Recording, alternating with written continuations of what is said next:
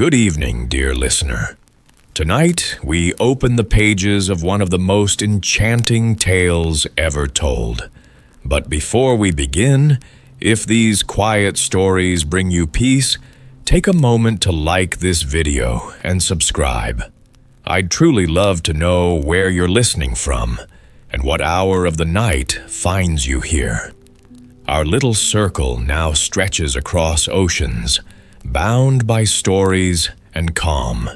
So dim the lights, let the air grow still, and let your mind wander gently with me into tonight's story. The Wolf and the 7 Young Kids.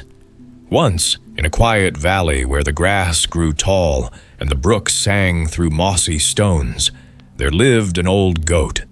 She was a tender mother, and her heart clung to her 7 little ones as tightly as ivy clings to a wall. Each was different, one nimble, one timid, one merry, one bold. But to her, they were all treasures, as precious as pearls in a crown. One morning, as the sun poured gold through the branches, the mother goat gathered her children round her. "My dear little ones," said she, "today I must wander into the deep wood to fetch herbs and sweet leaves for our supper. While I am gone, take heed. The wolf roams near, that dark trickster who devours without pity. If he should creep into this house, he would eat you whole, skin, bones, and heart. He is a master of deceit, but you may always know him by 2 signs. His voice is rough and hoarse, and his paws are black as soot." "Fear not, mother," bleated the little goats in chorus. "We shall watch and guard the door. No wolf shall trick us." Then the mother kissed each tender head, bleated her farewell, and trotted away with an easy mind. But scarcely had her shadow faded among the trees when a heavy knock came at the cottage door. A gruff voice cried out, "Open, open, my dear children. Your mother has returned and brought each of you a gift." At once the kids pricked their ears, for the voice was deep and hoarse. "We will not open the door," cried they. "You are not our mother. Her voice is gentle and sweet, while yours is harsh. You must be the wolf." And they stayed hidden inside. The wolf gnashed his teeth in anger, yet he was cunning. He hurried to the village and bought a lump of chalk, which he chewed to make his voice soft. Then he came again and knocked. "Open the door, my dear children," he called, his tone now smooth as cream. "Your mother is come home and has brought each of you something from the wood." But as he pressed his paws against the window, the little ones saw his great black claws. "We will not open," they cried again. "Our mother's paws are not black like yours. You are the wolf." Furious, the wolf ran to the baker. "Smear my paws with dough," said he, "for they are hurt." And the baker, though doubtful, obeyed. Then he ran to the miller. "Dust my paws white with flour." The miller hesitated, for he guessed some evil was afoot. "I will not," said he. But the wolf bared his fangs and snarled, "Do it, or I shall swallow you whole." Trembling, the miller obeyed. And that shows how fear bends men to wickedness. So the wolf returned once more and knocked for the 3rd time. "Open, dear children. Your mother has come home and brings you each a gift." "Show us your paws," cried the kids, still cautious. He lifted them to the window, and lo, they were white as snow. Believing the lie, the little ones unlatched the door. In he sprang, the dreadful wolf. The kids shrieked and scattered like leaves in a storm. One darted under the table, another leapt into the bed, a 3rd hid in the oven, a 4th dashed into the kitchen, a 5th scrambled into the cupboard, the 6th crept under the sink, and the 7th squeezed into the tall clock case. But the wolf was swift and merciless. One by one he dragged them out, swallowed them whole, and laughed with a belly full of wriggling prey. Only the youngest in the clock case escaped his jaws. Satisfied, the wolf waddled into the meadow, his stomach heavy with his feast. Beneath a broad tree he lay down, and soon he was snoring so loudly that the branches quivered. Not long after, the mother goat returned. But what a sight awaited her! The door swung wide, the chairs overturned, the dishes shattered, the bed torn apart.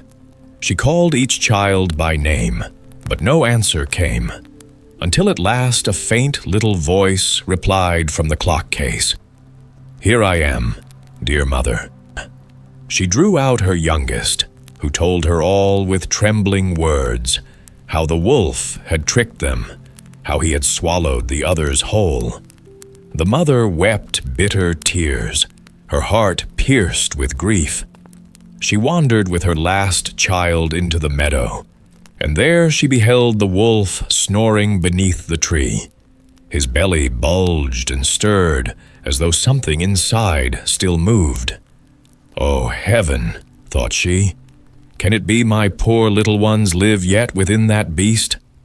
Quickly she sent the youngest back for scissors, needle, and thread. With steady hands she cut open the wolf's great belly. Scarcely had she snipped when the head of one little kid popped out, alive and gasping. Then another and another, until all 6 leapt forth, unharmed, for the wolf had gulped them whole in his greed. How they danced and kissed their mother, filling the meadow with cries of joy. "Now," said the mother, her eyes flashing, "fetch me heavy stones." And they did so in haste. One by one they filled the wolf's belly with the hard rocks, and she stitched him up so neatly that he never stirred. At length the wolf awoke.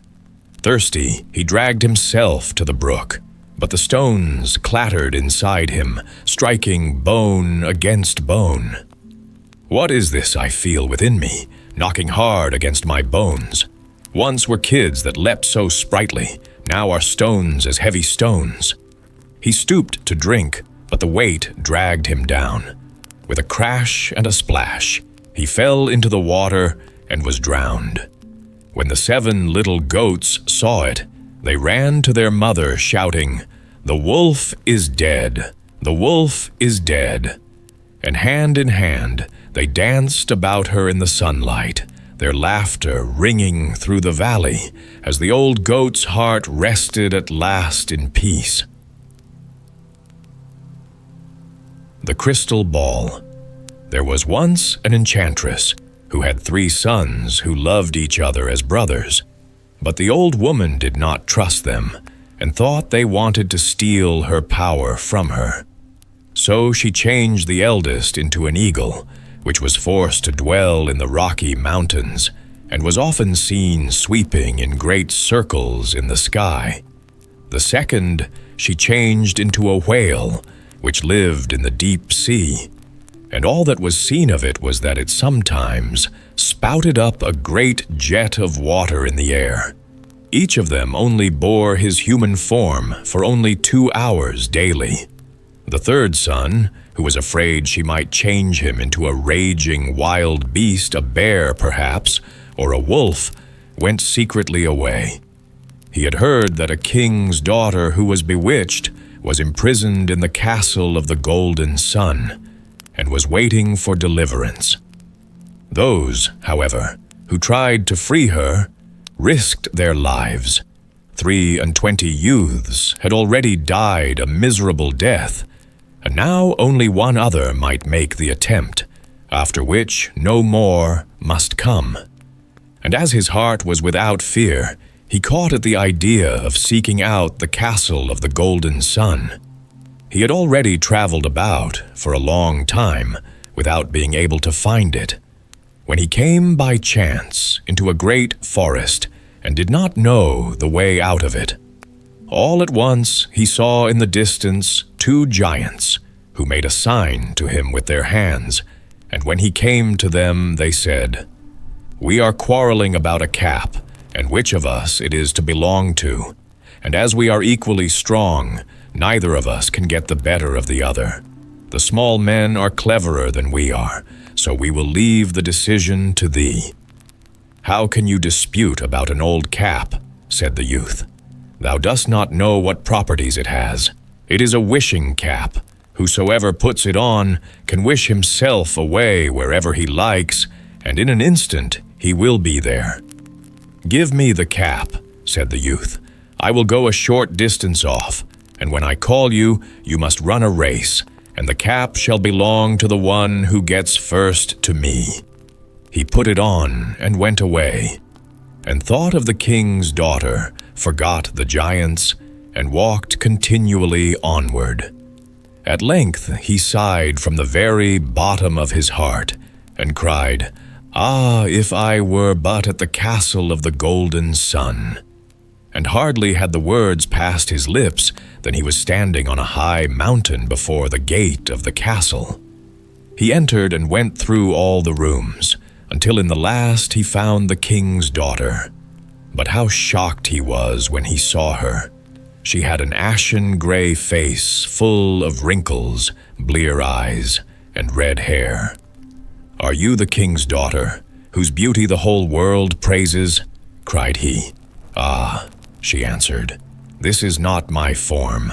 Human eyes can only see me in this state of ugliness. But that thou mayest know what I am like, look in the mirror. It does not let itself be misled. It will show thee my image as it is in truth."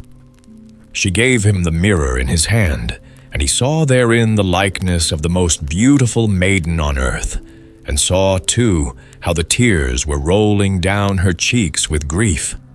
Then said he, "How canst thou be set free?" "I fear no danger." She said, "He who gets the crystal ball and holds it before the enchanter will destroy his power with it, and I shall resume my true shape." "Ah," she added, "so many have already gone to meet death for this, and thou art so young. I grieve that thou shouldst encounter such great danger." "Nothing can keep me from doing it," said he, "but tell me what I must do." "So, thou shalt know everything," said the king's daughter. "When thou descendest the mountain on which the castle stands, a wild bull will stand below by a spring, and thou must fight with it. And if thou hast the luck to kill it, a fiery bird will spring out of it, which bears in its body a burning egg. And in the egg the crystal ball lies like a yolk. The bird will not, however, let the egg fall until forced to do so.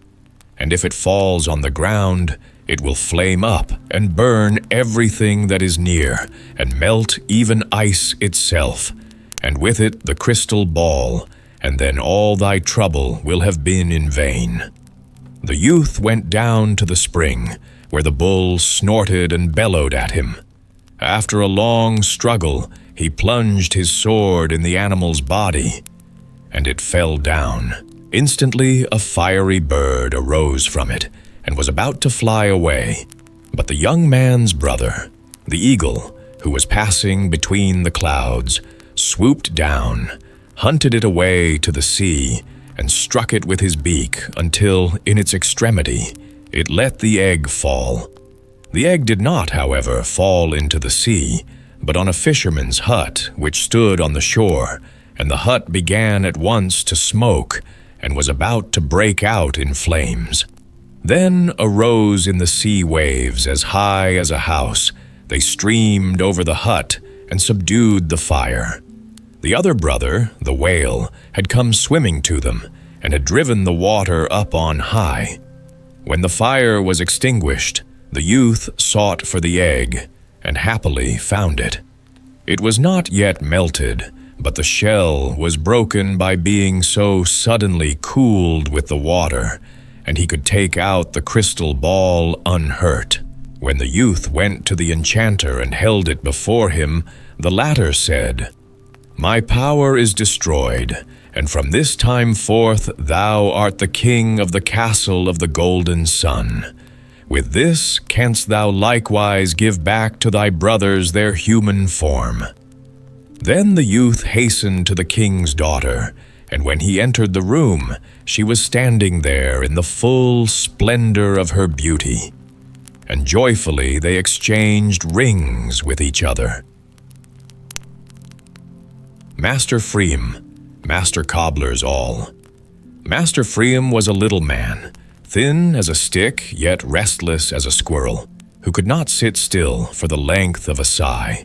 His face was pale, as though the blood had long abandoned it, and pockmarks scarred his skin like tiny pits dug by cruel hands. A hooked nose, turned sharply upward, jutted from his face as the one clear landmark. His hair, gray and bristling like uncombed straw, hung about his temples in disorder. His eyes were small, but quick as sparks. They darted to the left, to the right, above, beneath. Nothing escaped them. He spied everything, judged everything, believed he knew all things better than any other, and never, not once, admitted himself in the wrong. When he walked abroad in the streets, he flung his arms about as if he were rowing a boat upon invisible waters, so that people were forced to leap aside. Once he struck against a poor maid who carried a pail of water. The vessel flew into the air, and the flood came down again over Pfriem himself, soaking him from head to toe. Instead of laughing at his own clumsiness, he stamped and shook himself like a wet dog, crying out, "Stupid creature, could you not see that I was coming behind you?" By craft he was a shoemaker, and when he bent to his work, he tugged the thread with such force that his fists flew into the ribs of any who stood too near. His apprentices did not stay long with him. The very best boys who stitched neatly and shaped the leather true endured scarcely a month, for Pfriem always discovered fault where no fault could be found. One day the stitches were uneven, the next the heel too high, another time the leather too narrow or the toe too long. If a lad dared answer, Pfriem would fetch his strap, saying, "I will soften thy hide as I soften leather," and laid the strokes on his back. He called every one of them sluggard, fool, or blockhead. He himself finished little, for before a shoe was half done, he had sprung from his bench, unfastened his apron, and rushed out to scold the world. If his good wife rose early and kindled the morning fire, he would leap out of bed barefoot, run into the kitchen, and cry, "Would you roast an ox in my house? Do you fancy wood costs nothing? You will burn us out before the day has dawned." If the maids, standing by their tubs, chattered and laughed, Pfriem stormed at them. There cackle the geese, forgetting their washing. Fresh soap again? Disgraceful waste! You would save your white hands and spare the scrubbing idle hussies. And in his rage, he would seize a pail and overturn it, so that suds and water ran across the floor like a flood. If a neighbor raised a new house, Pfriem must needs hurry to the window and cry, "Fools, they build again with that red sandstone that never dries. Mark me, no one will be healthy there. And look, see how badly the blocks are laid. The mortar is worthless too. There should be gravel in it, not mere sand. That house will tumble upon their heads, and I shall live to say, 'I told you so.'" Then he would put 2 stitches into his work, jump up again, and rush forth, crying, "I will appeal to the consciences of those bunglers." On the way, he met carpenters. "What's this?" he shouted. "You measure not by the line. Do you expect straight beams from crooked cuts? All wrong. One mistake spoils the whole." He snatched the axe from a man's hand to show him how it should be done. But lo, a cart creaked past, heaped with clay. Pfriem flung the axe aside and ran to the peasant. "Madman!" he cried. "Who yokes young horses to so heavy a load? The beasts will die upon the spot." The peasant said nothing, and Pfriem, foaming with anger, rushed home to his bench. When he sat again, his apprentice brought him a shoe. "What monstrosity is this?" screamed Pfriem. "Have I not told thee never to cut shoes so broad? Who would buy such a slab of sole? I command my orders be followed to the letter." The lad answered meekly, "Master, the shoe is truly ill cut, yet it is the one you yourself shaped before you leapt up and knocked it to the floor. I but picked it up." But Master Pfriem would sooner believe the sky was green than admit such a thing. That night, Pfriem dreamed he was dead and journeyed to heaven. He came to the gate and knocked so loudly that the sound echoed far. "Strange," thought he, "that they have no knocker here. One bruises his knuckles." St. Peter himself opened, asking who made so rude a clamor. "Ah, Master Pfriem," said he, "you may enter, but mark this. In heaven you must hold your tongue and find fault with nothing, else it will go ill with you." "Your warning is needless," answered Pfriem proudly. "Here, thank God, all is perfect. Unlike the earth, there is nothing to blame." He walked in, gazing to left and right, shaking his head now and then, muttering under his breath. 2 angels passed by, bearing a great beam, the very beam once lodged in the eye of a man who hunted for splinters in his brother's eye. They carried it slantwise, not lengthways. "Never was such stupidity seen," thought Pfriem, but bit his tongue. "Well, straight or crooked, so long as they get along with it." Soon he spied angels drawing water from a well, yet the bucket was full of holes, and the water streamed out on every side. With it they watered the earth below. "Fools!" he almost cried, but checking himself, he muttered, "Perhaps it is mere pastime. Even in heaven they idle away the hours with trifles." Farther on he beheld a cart stuck fast in a deep rut. A man stood by it with a load of good wishes. "Small wonder it is mired," said Pfriem.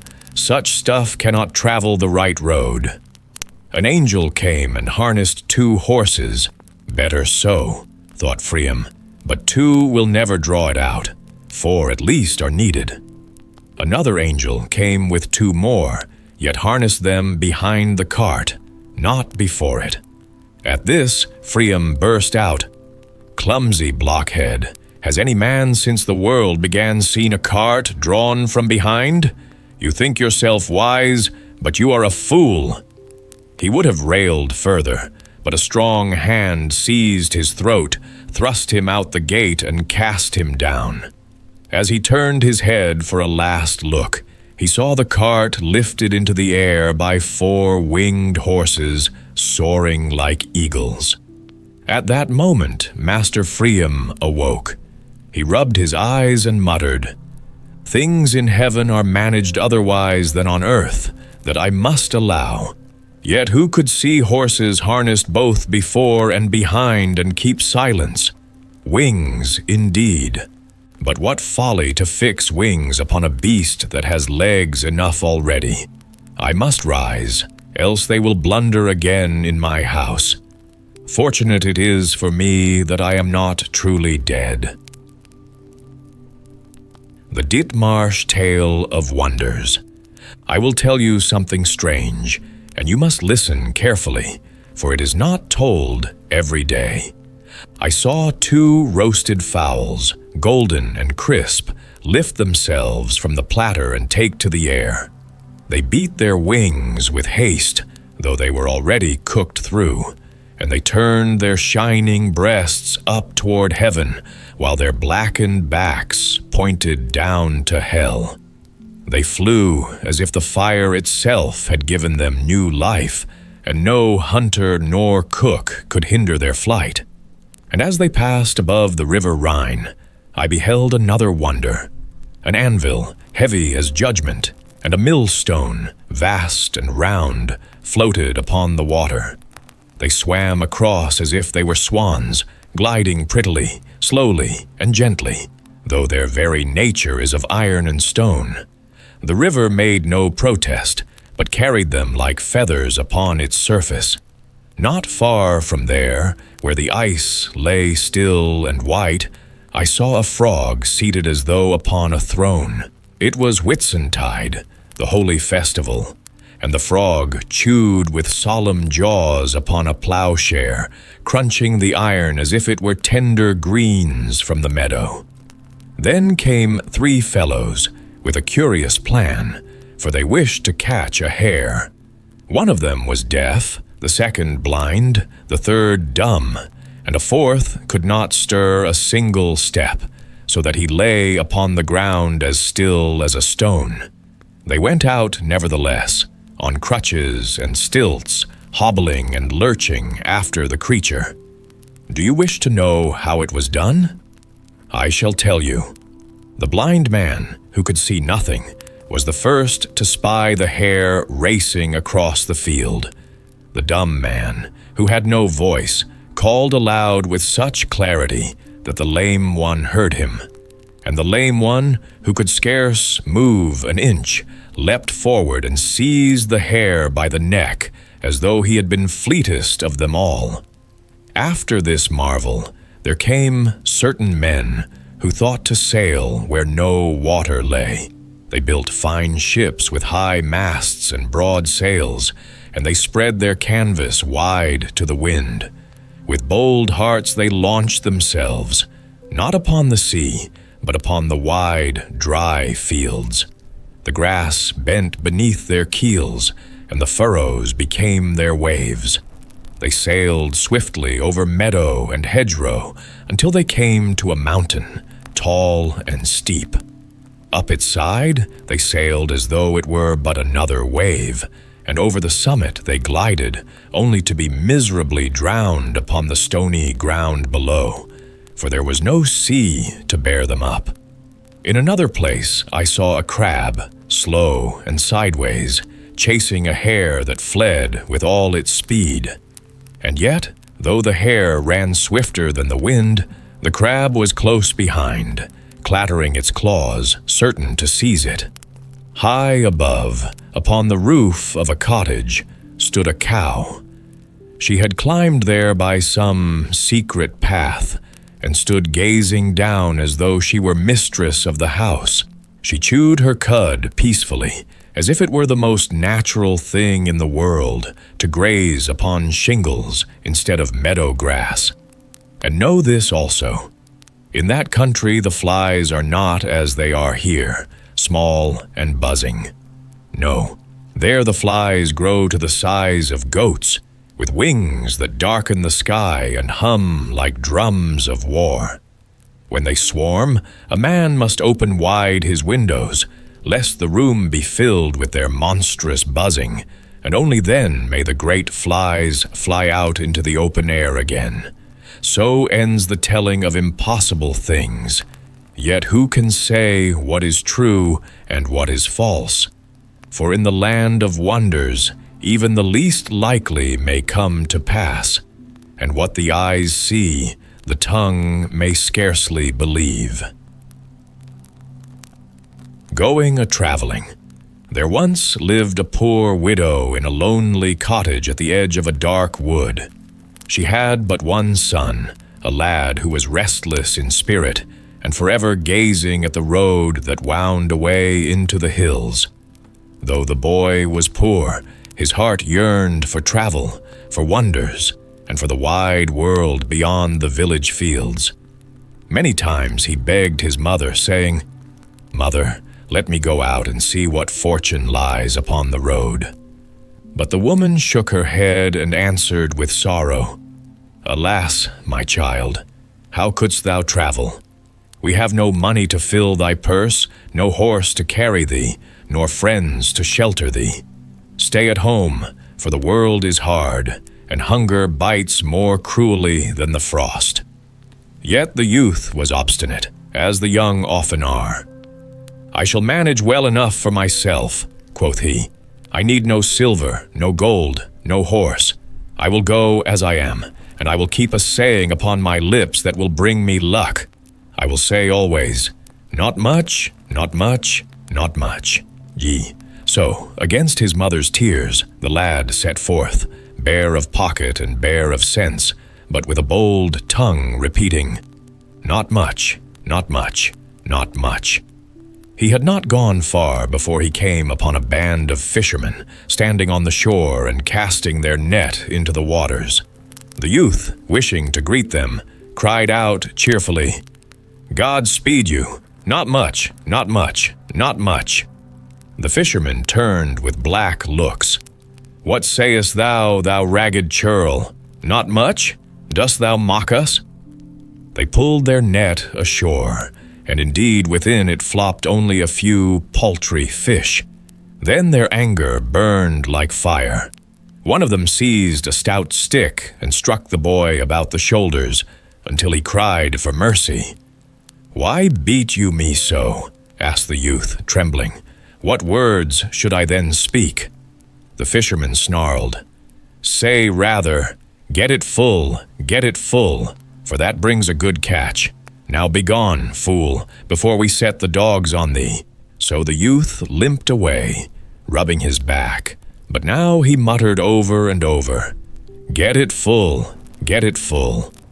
After many weary miles, he came upon a crowd gathered round a gallows, where a poor sinner was about to be hanged for his wicked deeds. The youth, seeing them busy, called out merrily, "Good morning, get it full, get it full." The people grew wroth at such words. "What sayest thou, knave? Get it full?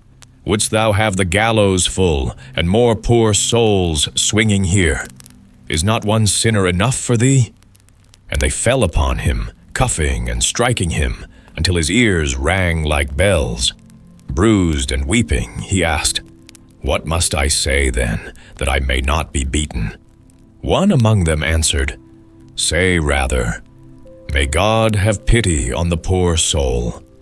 That is fitting for such a place." So he crept away, and now he repeated with pious voice, "May God have pity on the poor soul." Yea, he wandered on till he came to a pit, where stood a knacker cutting up the carcass of a horse that had fallen dead upon the road. The youth, thinking to greet him kindly, said, "Good morrow, may God have pity on the poor soul." But the knacker, whose trade was rough and whose mood was fouler still, roared, "What babblest thou, thou ill-favored loon? A horse hath no soul for God to pity." And with that he struck the lad such a box on the ear that his eyes swam with stars, and the world turned black. Half blind, he stammered, "What, then, should I say?" The knacker growled, "Say rather, 'There lies the carrion in the pit,' for that is the truth of it." So the lad stumbled onward, sore and shaken, whispering now, "There lies the carrion in the pit, there lies the carrion in the pit." At last he came to a cart laden with folk, men and women, riding together upon their way. Wishing to give them greeting, he called out in his foolish manner, "Good morning, there lies the carrion in the pit." The riders shrieked with horror, thinking he spoke curses against them. The driver cracked his whip and thrust the boy into a muddy hole by the roadside. The people jeered, and the lash whistled about his back until he cried out in pain and shame. Thus, battered and broken, the foolish youth dragged himself homeward at last. His mother wept to see him so sorely handled, and never again did he speak of traveling. For as long as he lived, he kept within his mother's cottage, and his lips never again uttered any charm or saying, whether wise or foolish.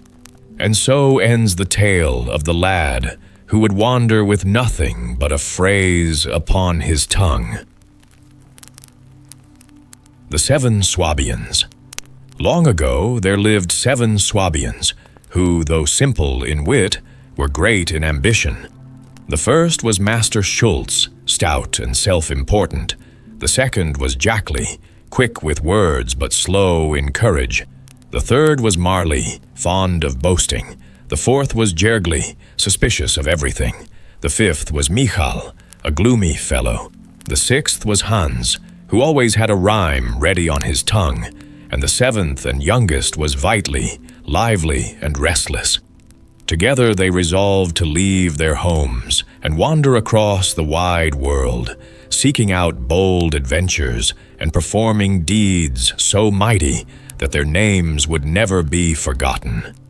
Because they wished to appear strong and well-armed, they agreed not to carry 7 separate weapons, but rather to have one great spear forged for them, a spear so very long and heavy that all 7 must hold it at once.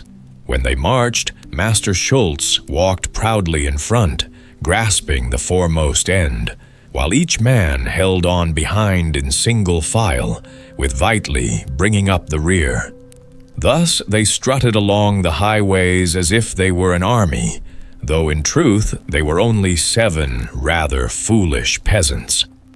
One hot evening in midsummer, when the hay had been cut and the meadows lay golden and fragrant, they were still far from the village where they had hoped to sleep.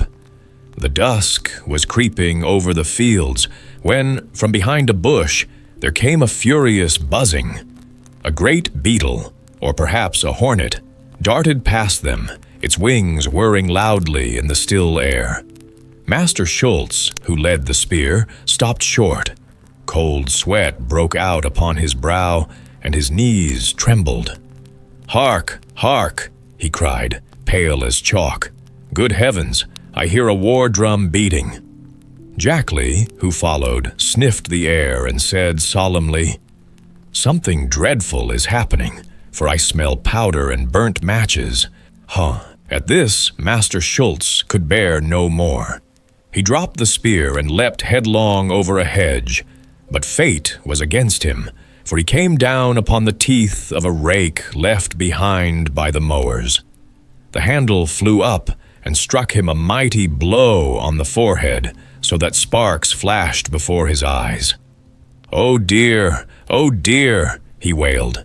"Take me prisoner, I surrender, I yield without resistance."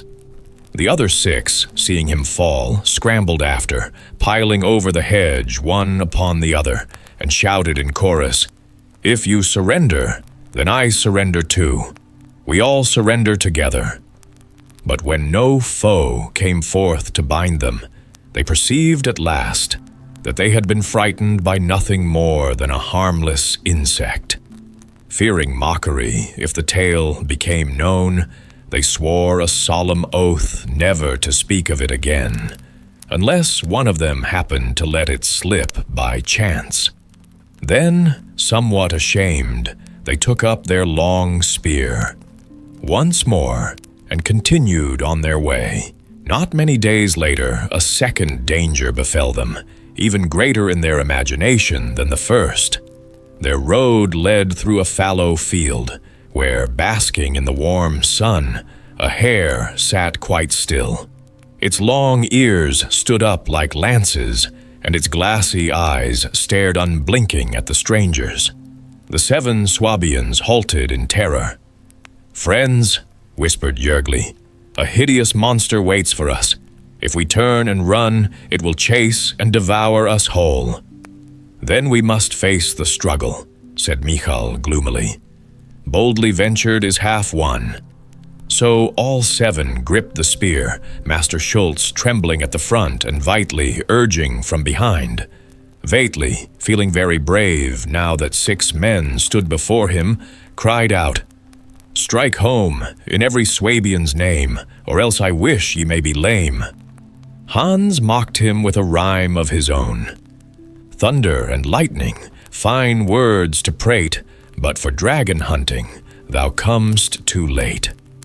Michal muttered darkly, "Nothing is wanting, not even a hare. Be sure the devil himself is there." Then Yergli added, "If it be not, then mark my word, it's at least his mother or his stepbrother." Marley, thinking himself clever, whispered to Veitli, "Advance, Veitli, advance, advance, and I behind will hold the lance." But Jackli protested, "No, no, Master Schultz must lead. He alone deserves that honor."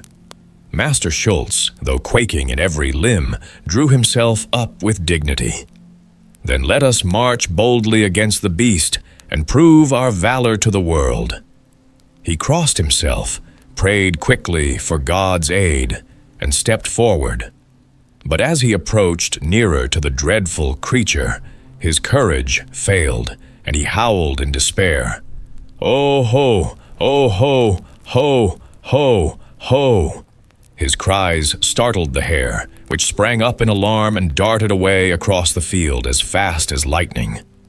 "Quick, Veitli, quick!" shouted Master Schultz in relief. "Look there, look there! The monster is nothing but a hare!" The Swabians cheered loudly, proud as if they had slain a dragon, and once more continued their journey. At length, their travels brought them to the banks of the Moselle, a quiet, deep river, winding through mossy meadows and shadowy woods. In those days, few bridges spanned it, and most folk crossed by boat. But the seven knew nothing of this. Seeing a man on the opposite shore, they called out to ask how they might pass over. The man, not understanding their dialect, cupped his ear and cried, "What? What?" which in the tongue of Trevis means only, "What?" Master Schultz, however, thought he heard him say, "Wade, wade through the water." So, being at the front, he stepped boldly into the stream. The current caught him at once, and before long he sank beneath the waves. Only his broad hat, blown by the wind, drifted to the far bank, where a frog hopped beside it and croaked, "What? What? What?" The 6 remaining Swabians heard the sound and cried joyfully, "Do you hear? Master Schultz calls to us. If he can wade across, then so can we." So, without pausing to think, they rushed all together into the water, clutching the long spear. But the river was deep and the current strong. One after another they vanished beneath the waves, and not one ever rose again. Thus it came to pass that a single frog brought about the death of 6 men, and of the 7 Swabian comrades, none ever returned home. And so their great adventures ended, not with glory, but with folly. And their tale has been told ever since as a lesson in how fear and foolishness can make cowards of many and heroes of none. The Young Giant. Once on a time, a countryman had a son who was as big as a thumb and did not become any bigger, and during several years did not grow 1 hair's breadth. Once, when the father was going out to plow, the little one said, "Father, I will go out with you."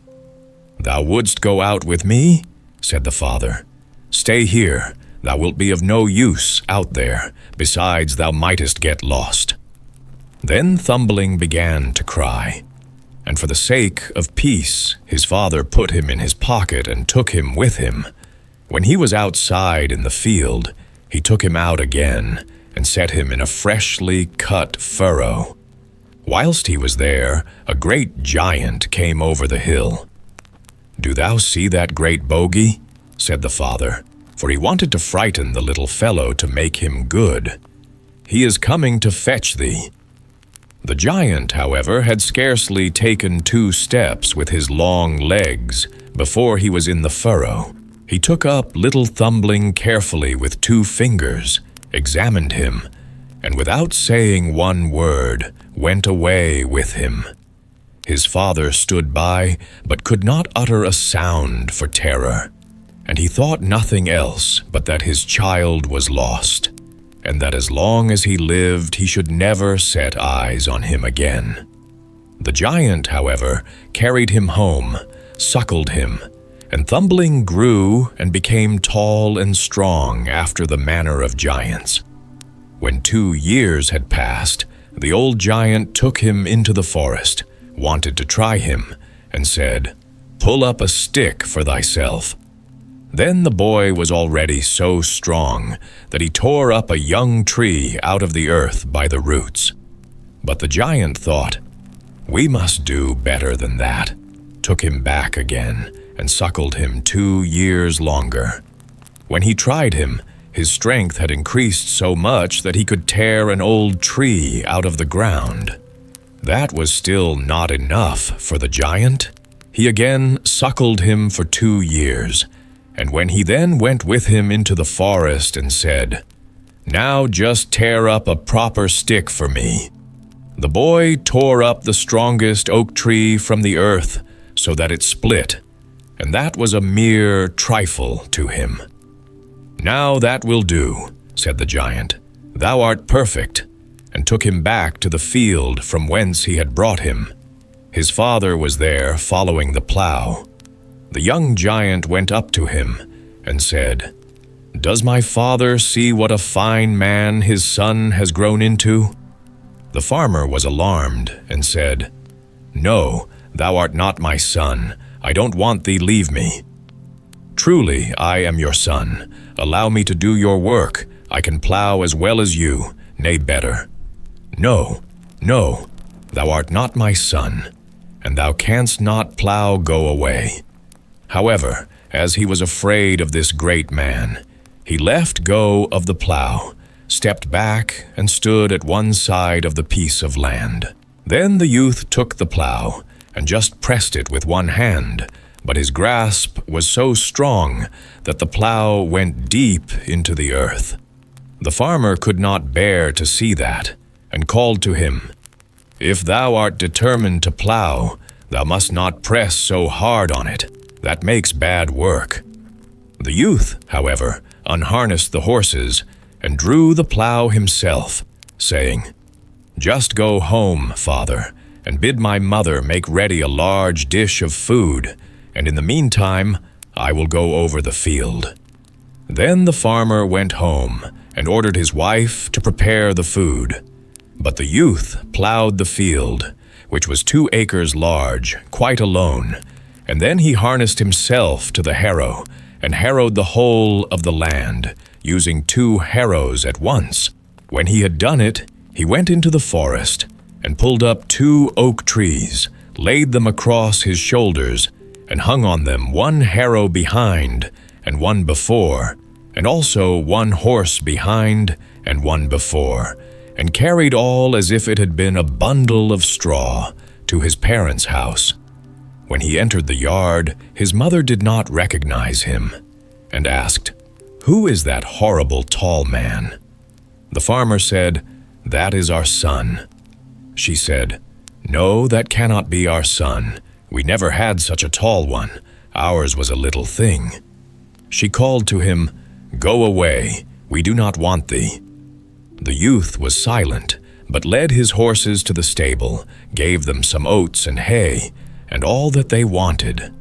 When he had done this, he went into the parlor, sat down on the bench, and said, "Mother, now I should like something to eat. Will it soon be ready?" Then she said, "Yes," and brought in 2 immense dishes full of food, which would have been enough to satisfy herself and her husband for a week. The youth, however, ate the whole of it himself, and asked if she had nothing more to set before him. "No," she replied, "that is all we have." But that was only a taste. I must have more. She did not dare to oppose him, and went and put a huge cauldron full of food on the fire, and when it was ready, carried it in. "At length come a few crumbs," said he, and ate all there was, but it was still not sufficient to appease his hunger. Then said he, "Father, I see well that with you I shall never have food enough. If you will get me an iron staff, which is strong, and which I cannot break against my knees, I will go out into the world." The farmer was glad, put his 2 horses in his cart, and fetched from the smith a staff so large and thick that the 2 horses could only just bring it away. The youth laid it across his knees, and snap! He broke it in 2 in the middle like a bean stalk, and threw it away. The father then harnessed 4 horses, and brought a bar which was so long and thick that the 4 horses could only just drag it. The son snapped this also in twain against his knees, threw it away, and said, "Father, this can be of no use to me. You must harness more horses, and bring a stronger staff." So the father harnessed 8 horses, and brought one which was so long and thick that the 8 horses could only just carry it. When the son took it in his hand, he broke off a bit from the top of it also, and said, "Father, I see that you will not be able to procure me any such staff as I want. I will remain no longer with you."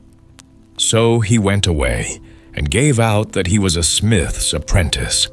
He arrived at a village wherein lived a smith who was a greedy fellow, who never did a kindness to anyone, but wanted everything for himself. The youth went into the smithy and asked if he needed a journeyman. "Yes," said the smith, and looked at him, and thought, "That is a strong fellow who will strike out well and earn his bread." So he asked, "How much wages dost thou want?" "I don't want any at all," he replied. "Only every fortnight, when the other journeymen are paid, I will give thee 2 blows, and thou must bear them." The miser was heartily satisfied, and thought he would thus save much money. Next morning, the strange journeyman was to begin to work. But when the master brought the glowing bar and the youth struck his first blow, the iron flew asunder, and the anvil sank so deep into the earth that there was no bringing it out again. Then the miser grew angry, and said, "Oh, but I can't make any use of you. You strike far too powerfully. What will you have for the 1 blow?" Then said he, "I will only give you quite a small blow, that's all." And he raised his foot, and gave him such a kick that he flew away over 4 loads of hay. Then he sought out the thickest iron bar in the smithy for himself, took it as a stick in his hand, and went onwards. When he had walked for some time, he came to a small farm, and asked the bailiff if he did not require a head servant. "Yes," said the bailiff, "I can make use of one. You look a strong fellow who can do something. How much a year do you want as wages?" He again replied that he wanted no wages at all, but that every year he would give him 3 blows, which he must bear. Then the bailiff was satisfied, for he too was a covetous fellow. Next morning all the servants were to go into the wood, and the others were already up, but the head servant was still in bed. Then one of them called to him, "Get up, it is time. We are going into the wood, and thou must go with us." "Ah," said he, quite roughly and surlily, "you may just go then. I shall be back again before any of you. Bye." Then the others went to the bailiff and told him that the head man was still lying in bed, and would not go into the wood with them. The bailiff said they were to awaken him again, and tell him to harness the horses. The head man, however, said as before, "Just go there. I shall be back again before any of you." And then he stayed in bed 2 hours longer. At length he arose from the feathers, but first he got himself 2 bushels of peas from the loft, made himself some broth with them, ate it at his leisure, and when that was done, went and harnessed the horses, and drove into the wood. Not far from the wood was a ravine through which he had to pass, so he first drove the horses on, and then stopped them, and went behind the cart, took trees and brushwood, and made a great barricade, so that no horse could get through. When he was entering the wood, the others were just driving out of it with their loaded carts to go home. Then said he to them, "Drive on, I will still get home before you do." He did not drive far into the wood, but at once tore 2 of the very largest trees of all out of the earth, threw them on his cart, and turned round. When he came to the barricade, the others were still standing there, not able to get through. "Don't you see," said he, "that if you had stayed with me, you would have got home just as quickly, and would have had another hour's sleep?" He now wanted to drive on, but his Horises could not work their way through, so he unharnessed them, laid them on the top of the cart, took the shafts in his own hands, and pulled it all through. And he did this just as easily as if it had been laden with feathers. When he was over, he said to the others, "There, you see, I have got over quicker than you," and drove on, and the others had to stay where they were. In the yard, however, he took a tree in his hand, showed it to the bailiff, and said, "Isn't that a fine bundle of wood?" Then said the bailiff to his wife, "The servant is a good one. If he does sleep long, he is still home before the others." So he served the bailiff for a year, and when that was over, and the other servants were getting their wages, he said it was time for him to take his too. The bailiff, however, was afraid of the blows which he was to receive, and earnestly entreated him to excuse him from having them. For rather than that, he himself would be head servant, and the youth should be bailiff. "No," said he, "I will not be a bailiff. I am head servant, and will remain so. But I will administer that which we agreed on." The bailiff was willing to give him whatsoever he demanded, but it was of no use. The head servant said no to everything. Then the bailiff did not know what to do, and begged for a fortnight's delay, for he wanted to find some way of escape. The head servant consented to this delay. The bailiff summoned all his clerks together, and they were to think the matter over and give him advice. The clerks pondered for a long time, but at last they said that no one was sure of his life with the head servant, for he could kill a man as easily as a midge, and that the bailiff ought to make him get into the well and clean it, and when he was down below, they would roll up one of the millstones which was lying there, and throw it on his head, and then he would never return to daylight. The advice pleased the bailiff, and the head servant was quite willing to go down the well. When he was standing down below at the bottom, they rolled down the largest millstone, and thought they had broken his skull. But he cried, "Chase away those hens from the well. They are scratching in the sand up there, and throwing the grains into my eyes, so that I can't see." So the bailiff cried, "Shh, shh," and pretended to frighten the hens away. When the head servant had finished his work, he climbed up and said, "Just look what a beautiful necktie I have on." And behold, it was the millstone which he was wearing round his neck. The head servant now wanted to take his reward, but the bailiff again begged for a fortnight's delay. The clerks met together and advised him to send the head servant to the haunted mill to grind corn by night, for from thence as yet no man had ever returned in the morning alive. The proposal pleased the bailiff. He called the head servant that very evening, and ordered him to take 8 bushels of corn to the mill, and grind it that night, for it was wanted.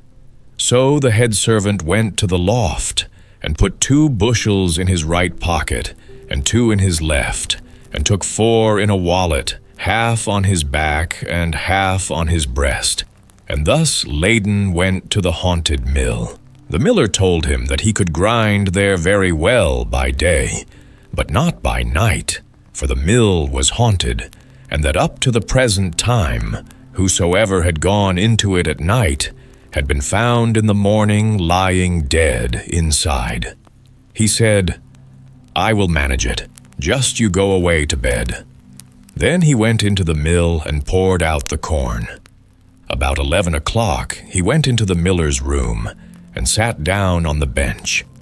When he had sat there a while, a door suddenly opened, and a large table came in, and on the table wine and roasted meats placed themselves, and much good food besides, but everything came of itself, for no one was there to carry it. After this, the chairs pushed themselves up, but no people came, until all at once he beheld fingers, which handled knives and forks, and laid food on the plates. But with this exception, he saw nothing. As he was hungry and saw the food, he, too, placed himself at the table, ate with those who were eating, and enjoyed it. When he had had enough, and the others also had quite emptied their dishes, he distinctly heard all the candles being suddenly snuffed out. And as it was now pitch dark, he felt something like a box on the ear. Then he said, "If anything of that kind comes again, I shall strike out in return." And when he had received a second box on the ear, he, too, struck out. And so it continued the whole night. He took nothing without returning it, but repaid everything with interest, and did not lay about him in vain. At daybreak, however, everything ceased. When the miller had got up, he wanted to look after him, and wondered if he were still alive. Then the youth said, "I have eaten my fill, have received some boxes on the ears, but I have given some in return." The miller rejoiced, and said that the mill was now released from the spell, and wanted to give him much money as a reward. But he said, "Money I will not have. I have enough of it. Bo." So he took his meal on his back, went home, and told the bailiff that he had done what he had been told to do, and would now have the reward agreed on. When the bailiff heard that, he was seriously alarmed and quite beside himself. He walked backwards and forwards in the room, and drops of perspiration ran down from his forehead. Then he opened the window to get some fresh air, but before he was aware, the head servant had given him such a kick that he flew through the window, out into the air, and so far away that no one ever saw him again. Then said the head servant to the bailiff's wife, "If he does not come back, you must take the other blow." She cried, "No, no, I cannot bear it," and opened the other window, because drops of perspiration were running down her forehead. Then he gave her such a kick that she too flew out, and as she was lighter, she went much higher than her husband. Her husband cried, "Do come to me." But she replied, "Come thou to me, I cannot come to thee." And they hovered about there in the air, and could not get to each other, and whether they are still hovering about or not, I do not know. But the young giant took up his iron bar, and went on his way. 6 Soldiers of Fortune. There was once a man who was a jack of all trades. He had served in the war, and had been brave and bold, but at the end of it he was sent about his business, with 3 farthings and his discharge. "I am not going to stand this," said he. "Wait till I find the right man to help me, and the king shall give me all the treasures of his kingdom before he has done with me." Then, full of wrath, he went into the forest, and he saw one standing there by 6 trees, which he had rooted up as if they had been stalks of corn. And he said to him, "Will you be my man, and come along with me?" "All right," answered he. "I must just take this bit of wood home to my father and mother." and taking one of the trees, he bound it round the other 5, and putting the faggot on his shoulder, he carried it off. Then soon coming back, he went along with his leader, who said, "Two such as we can stand against the whole world." Yeah, and when they had gone on a little while, they came to a huntsman who was kneeling on one knee and taking careful aim with his rifle.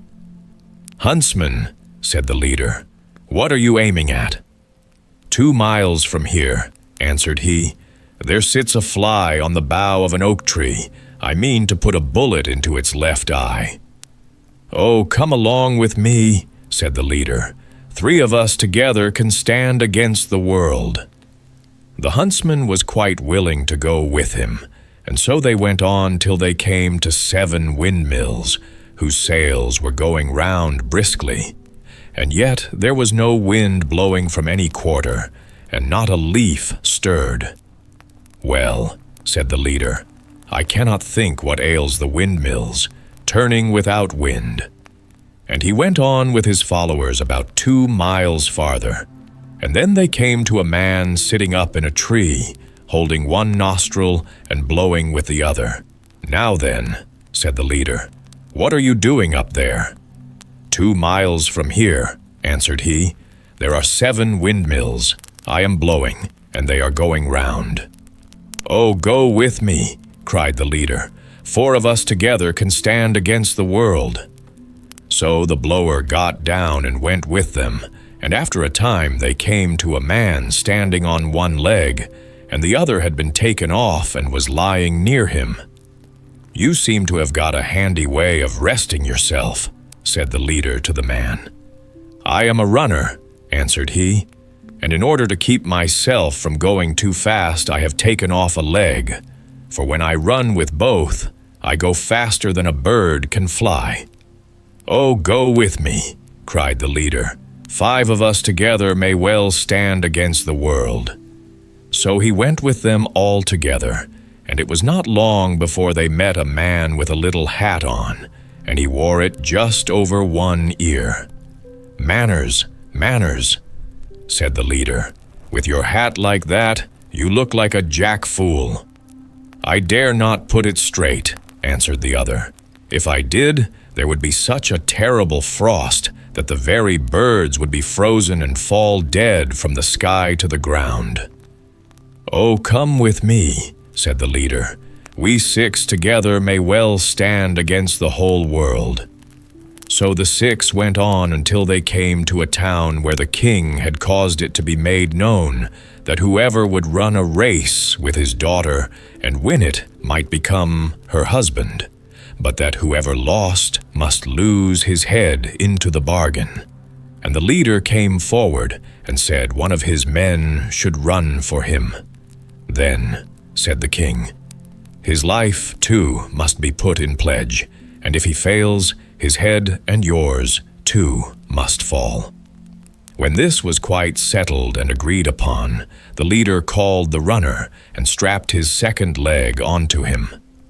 "Now, look out," said he, "and take care that we win." No, it had been agreed that the one who should bring water first from a far distant brook should be accounted winner. Now the king's daughter and the runner each took a pitcher, and they started both at the same time. But in one moment, when the king's daughter had gone but a very little way, the runner was out of sight, for his running was as if the wind rushed by. In a short time he reached the brook, filled his pitcher full of water, and turned back again. About halfway home, however, he was overcome with weariness, and setting down his pitcher, he lay down on the ground to sleep.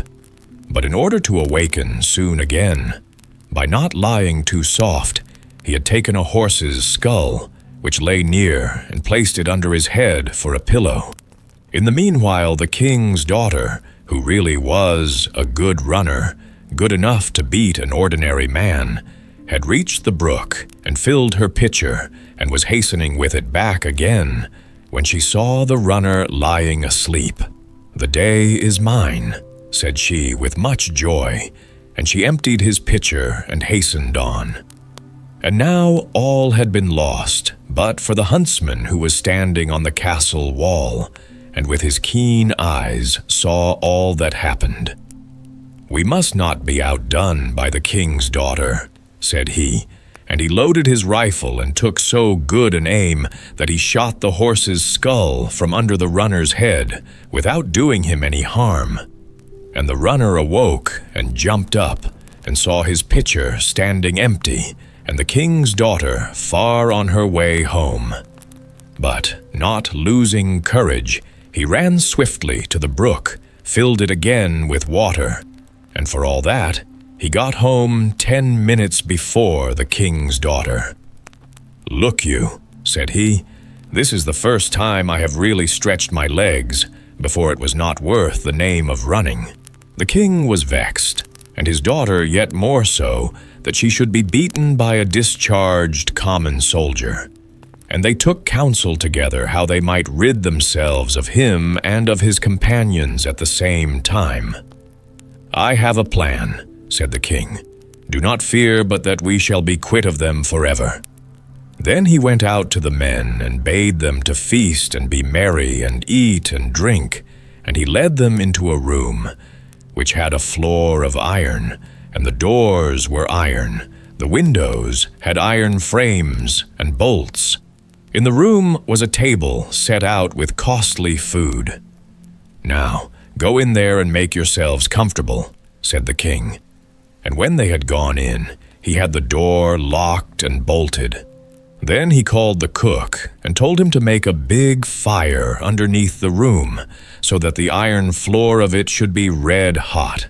And the cook did so, and the 6 men began to feel the room growing very warm, by reason, as they thought at first, of the good dinner. But as the heat grew greater and greater, and they found the doors and windows fastened, they began to think it was an evil plan of the king's to suffocate them. "He shall not succeed, however," said the man with the little hat. "I will bring on a frost that shall make the fire feel ashamed of itself and creep out of the way." So he set his hat straight on his head, and immediately there came such a frost that all the heat passed away, and the food froze in the dishes. After an hour or 2 had passed, and the king thought they must have all perished in the heat, he caused the door to be opened, and went himself to see how they fared. And when the door flew back, there they were all 6, quite safe and sound, and they said they were quite ready to come out, so that they might warm themselves, for the great cold of that room had caused the food to freeze in the dishes. Full of wrath, the king went to the cook and scolded him, and asked why he had not done as he was ordered. "It is hot enough there, you may see for yourself," answered the cook. And the king looked and saw an immense fire burning underneath the room of iron, and he began to think that the 6 men were not to be got rid of in that way. And he thought of a new plan by which it might be managed, so he sent for the leader and said to him, "If you will give up your right to my daughter and take gold instead, you may have as much as you like." "Certainly, my lord king," answered the man. "Let me have as much gold as my servant can carry, and I give up all claim to your daughter." Bah! And the king agreed that he should come again in a fortnight to fetch the gold. The man then called together all the tailors in the kingdom and set them to work to make a sack, and it took them a fortnight. And when it was ready, the strong man who had been found rooting up trees took it on his shoulder and went to the king. "Who is this immense fellow carrying on his shoulder a bundle of stuff as big as a house?" cried the king, terrified to think how much gold he would carry off. And a ton of gold was dragged in by 16 strong men, but he put it all into the sack with one hand, saying, "Why don't you bring some more? This hardly covers the bottom." So The king bade them fetch by degrees the whole of his treasure, and even then the sack was not half full. "Bring more," cried the man. "These few scraps go no way at all." Then at last 7,000 wagons laden with gold collected through the whole kingdom were driven up, and he threw them in his sack, oxen and all. "I will not look too closely," said he, "but take what one can get, so long as the sack is full." And when all was put in, there was still plenty of room. "I must make an end of this," he said. "If it is not full, it is so much the easier to tie up." And he hoisted it on his back and went off with his comrades. When the king saw all the wealth of his realm carried off by a single man, he was full of wrath, and he bade his cavalry mount and follow after the 6 men, and take the sack away from the strong man. 2 regiments were soon up to them, and called them to consider themselves prisoners, and to deliver up the sack or be cut in pieces. "Prisoners, say you?" said the man who could blow. "Suppose you first have a little dance together in the air." And holding one nostril and blowing through the other, he sent the regiments flying head over heels, over the hills and far away. But a sergeant who had 9 wounds and was a brave fellow begged not to be put to so much shame. And the blower let him down easily, so that he came to no harm, and he bade him go to the king and tell him that whatever regiments he liked to send, more should be blown away just the same. And the king, when he got the message, said, "Let the fellows be, they have some right on their side." So the 6 comrades carried home their treasure, divided it among them, and lived contented till they died. The Wonderful Musician. There was once a wonderful musician who went quite alone through a forest and thought of all manner of things. And when nothing was left for him to think about, he said to himself, "Time is beginning to pass heavily with me here in the forest. I will fetch hither a good companion for myself." Then he took his fiddle from his back and played so that it echoed through the trees. It was not long before a wolf came trotting through the thicket towards him. "Ah, here is a wolf coming. I have no desire for him," said the musician. But the wolf came nearer and said to him, "Ah, dear musician, how beautifully thou dost play. I should like to learn that too." "It is soon learnt," the musician replied. "Thou hast only to do all that I bid thee." "O musician," said the wolf, "I will obey thee as a scholar obeys his master." The musician bade him follow, and when they had gone part of the way together, they came to an old oak tree which was hollow inside and cleft in the middle. "Look," said the musician, "if thou wilt learn to fiddle, put thy 4 paws into this crevice." The wolf obeyed, but the musician quickly picked up a stone, and with one blow wedged his 2 paws so fast that he was forced to stay there like a prisoner. "Stay there until I come back again," said the musician, and went his way. After a while, he again said to himself, "Time is beginning to pass heavily with me here in the forest. I will fetch hither another companion," and took his fiddle and again played in the forest. It was not long before a fox came creeping through the trees towards him. "Ah, there's a fox coming," said the musician. "I have no desire for him." The fox came up to him and said, "O dear musician, how beautifully thou dost play. I should like to learn that too." "That is soon learnt," said the musician. "Thou hast only to do everything that I bid thee." "O musician," then said the fox, "I will obey thee as a scholar obeys his master." "Follow me," said the musician. And when they had walked a part of the way, they came to a footpath, with high bushes on both sides of it. There the musician stood still, and from one side bent a young hazel bush down to the ground, and put his foot on the top of it. Then he bent down a young tree from the other side as well, and said, "Now, little fox, if thou wilt learn something, give me thy left front paw."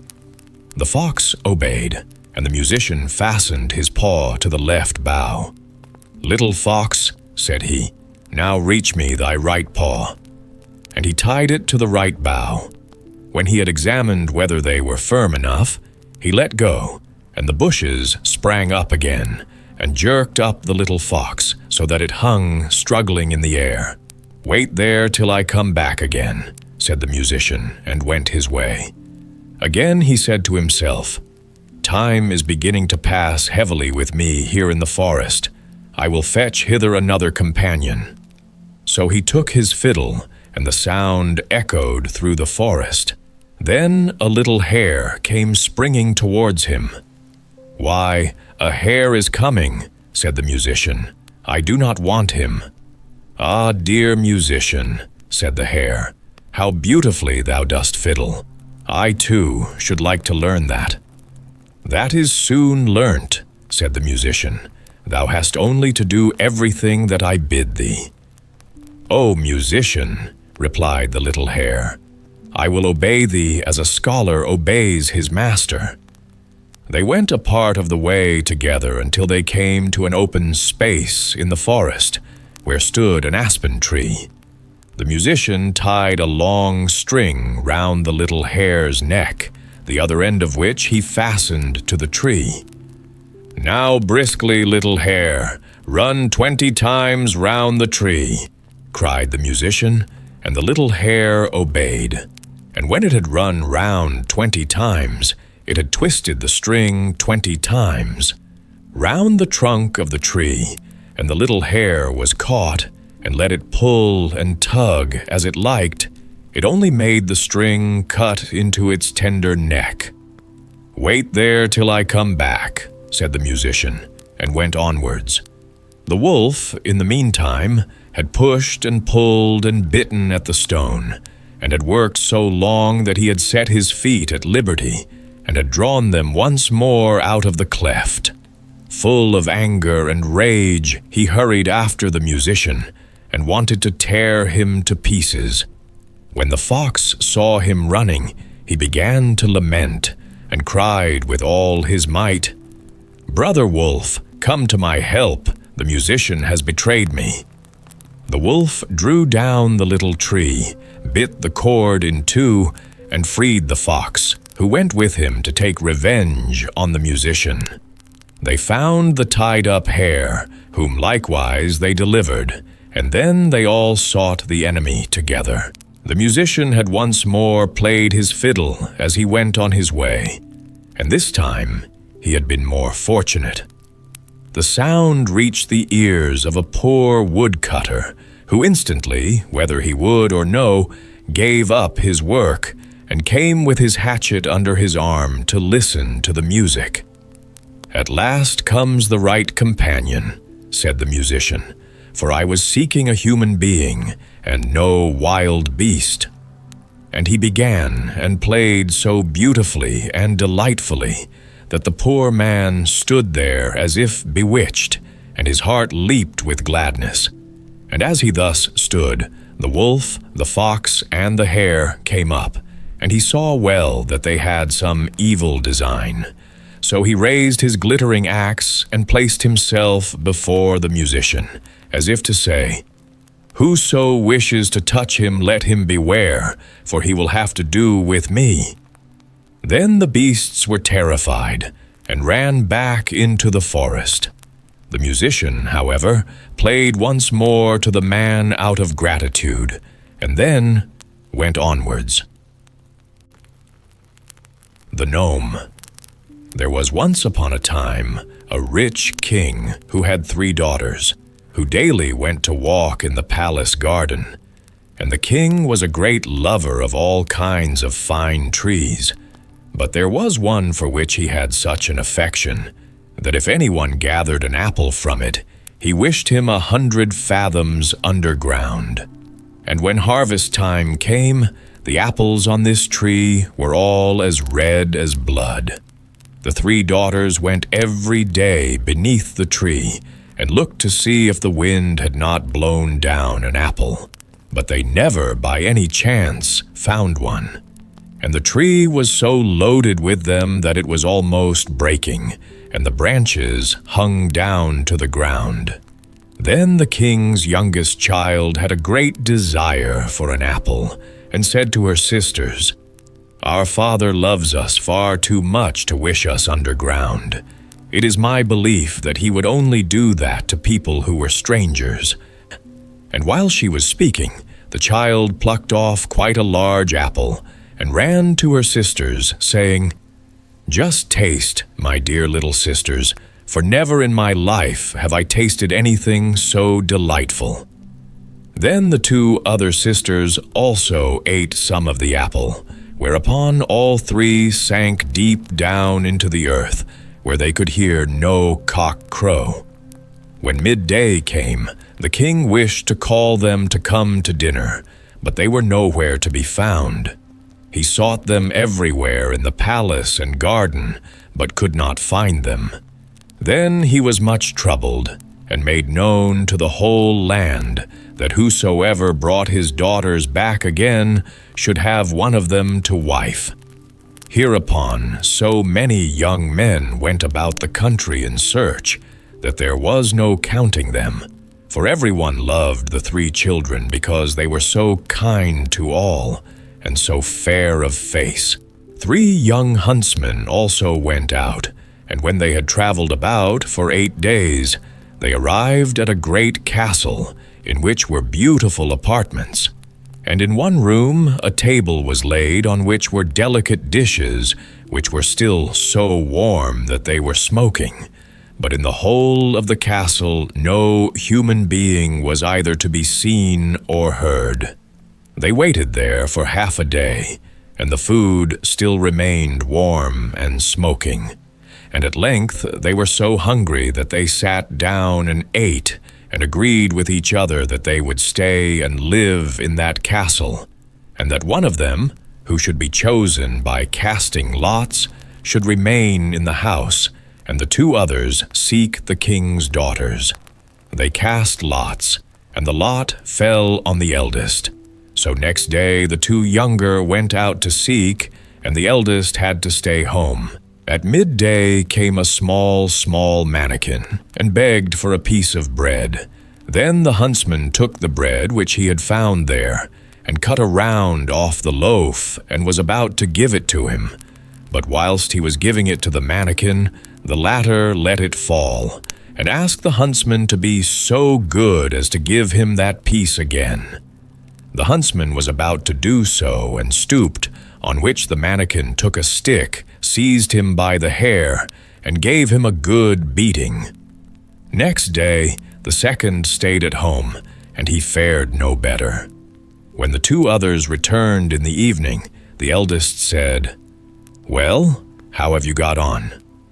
"Oh, very badly," said he, and then they lamented their misfortune together. But they said nothing about it to the youngest, for they did not like him at all, and always called him Stupid Hans, because he did not exactly belong to the forest. On the 3rd day, the youngest stayed at home, and again the little mannikin came and begged for a piece of bread. When the youth gave it to him, the elf let it fall as before, and asked him to be so good as to give him that piece again. Then said Hans to the little mannikin, "What? Canst thou not pick up that piece thyself? If thou wilt not take as much trouble as that for thy daily bread, thou dost not deserve to have it." Then the mannikin grew very angry, and said he was to do it, but the huntsman would not, and took my dear mannikin, and gave him a thorough beating.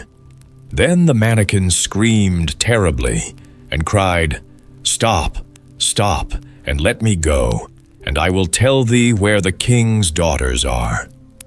When Hans heard that, he left off beating him, and the mannequin told him that he was an earth mannequin, and that there were more than 1,000 like him, and that if he would go with him, he would show him where the king's daughters were. Then he showed him a deep well, but there was no water in it.